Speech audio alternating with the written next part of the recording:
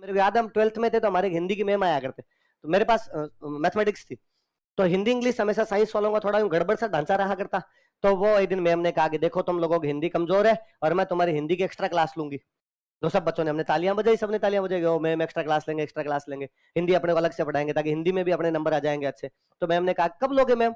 तो मैम ने कहा कि 7 से 1 बजे तक तो रूटीन क्लास होती है, मैं तुम्हारी लूंगी 1 से 2 अलग से लूंगी।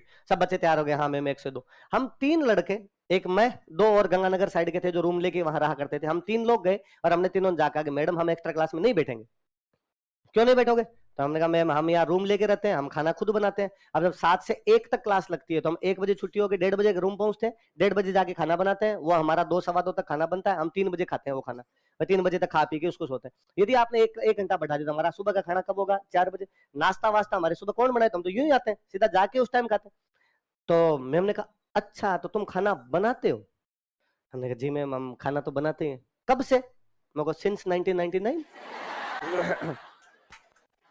भाई मैं 6 क्लास से बना, 6 7 से बनाने लग गए थे, तो कई सालों से बना रहे हैं। और मैम को हम पे बड़ी दया आई, लिटरली तुम खाना बनाते हो, बना लेते हो तुम खाना, सब्जी भी बना लेते हो? हाँ मैम डेली बनाते हैं, सुबह शाम दोनों टाइम बनाते हैं, ये भी कभी नहीं कि सुबह वाला शाम को खा लिया, ये भी हम दोनों टाइम बनाते हैं। और होटल वाला तो अच्छा ही नहीं लगता, मैम खुद ही बना के खाते हैं। अब मैम हम तीनों को क्लास में लेके आए और क्लास के सामने खड़ा करके आगे, वो मैं क्लास लेना चाहती थी आपकी, पर अब मैं वो आपकी क्लास से नहीं लूंगी क्योंकि ये कुछ गरीब बच्चे हैं। हम भी मुंह लटका खड़े, गरीबी टपके हमारे चेहरे से।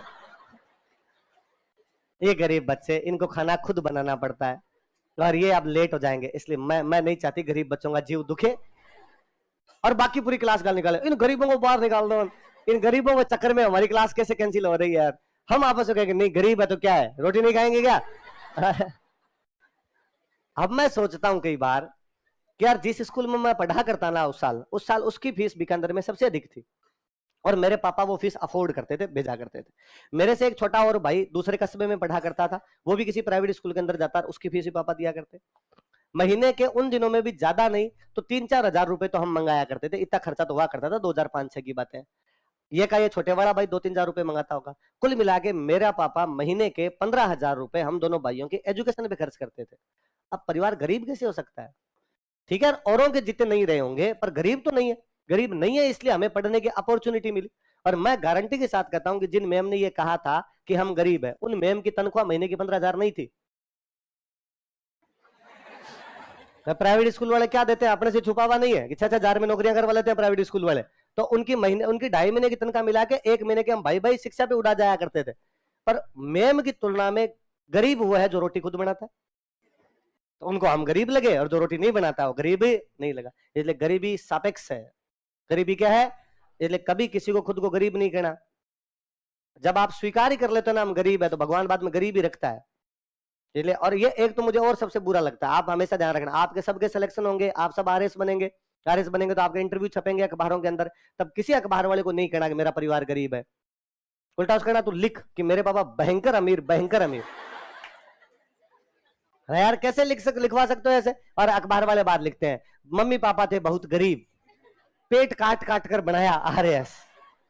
यार अब तो अपने आरएस है, भगवान है यार, आज के टाइम के तो सबसे बड़े सेंस अपने। और अब भी क्यों लिखवाना, थे तो थे, लोगों के सामने तो क्यों बतानी, कमजोरियां क्यों प्रकट करनी। वो तो मेरे एक फ्रेंड है, वो हंसते रहते हैं, यार मेरी जिस दिन डंकी रैंक आ गई, मेरा कभी इंटरव्यू छपाना तो मेरे से पत्रकार पूछेंगे कि पापा क्या काम करते हो, तो मैं कहूंगा पापा सामंत है, गरीबों का शोषण करते हैं, लिख।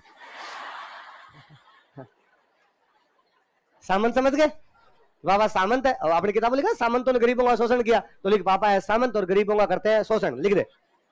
अमीर है पापा बहुत ज्यादा, क्यों लिखवाया जाए गरीब है? आपने कभी किसी गरीब ही नहीं बता। As you think so you become, जैसा आप सोचते हैं वैसा आप बनते हैं। रोता जाओ वे मरे डांगा समाचार ले आवे, जो रोते हुए जाते हो समाचार भी किसके लाते हैं? मृत। इसलिए मन में स्वीकार कीजिएगा अपने खूब सारे अमीर है, अपने अमीर है इसलिए जयपुर आगे पढ़ने का मौका मिला है, वरना गांव के अंदर देख लेना आपके गांव से कितने लोग जयपुर आगे पढ़ के गए हैं। आप यदि गांव से जयपुर पढ़ने के लिए आ गए, इसका मतलब आपके पापा के पास भयंकर पैसा है, आपके पापा बहुत अमीर है। पैसे से नहीं, दिल से तो है, दिमाग से तो है, कम से कम उन्होंने सोचा तो सही कि मैं मेरा पूरा इन्वेस्टमेंट किस पे कर दूं, पढ़ाई पे कर दूं, ताकि ये वापस मिलेगा, खूब सारे रुपए वापस आएंगे, नौकरी लगेगा, खूब सारे पैसे कमाएगा, कर्जा वर्जा होगा तो भी कर्जा पूरा धो देगा एकदम। तो कभी किसी खुद को गरीब नहीं समझना ही नहीं है कि अपने गरीब है।